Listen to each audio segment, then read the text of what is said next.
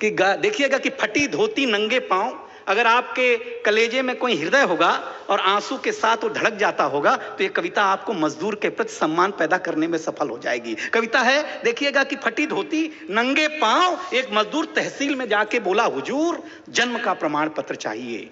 अधिकारी ने बोला, तो कब पैदा हुए थे बताइए। मजदूर बोला, हुजूर उस साल पैदावार बहुत कम हुई थी क्योंकि खेत में बहुत चूहे थे। अम्मा बताती हैं कि रामधनी की बछिया और हम दोनों एक ही दिन पैदा हुए थे।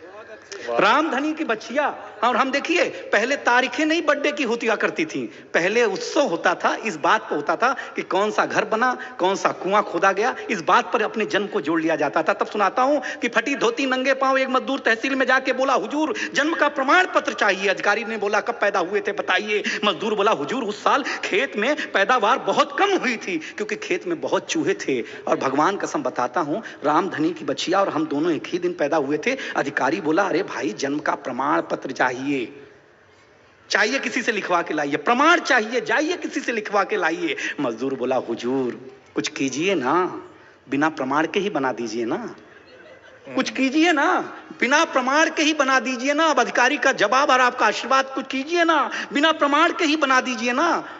अधिकारी बोला, तुम गरीब जनता हो, बड़ी भोली हो, इस देश में राम को जन्म का प्रमाण पत्र देना पड़ा, तुम किस खेत की मूली हो? वाह! इस देश में सर राम को जन्म का प्रमाण पत्र देना पड़ा, तुम किस खेत की मूली हो? मजदूर बोला, सुनो हुजूर ऐसी सोच रखने वाले पाषाण हैं, राम तो खुद अपने आप में एक प्रमाण है, बना दीजिए ना दया खाके। अगर आपने बना दिया ना तो राम जी का दर्शन करेंगे अयोध्या जाके।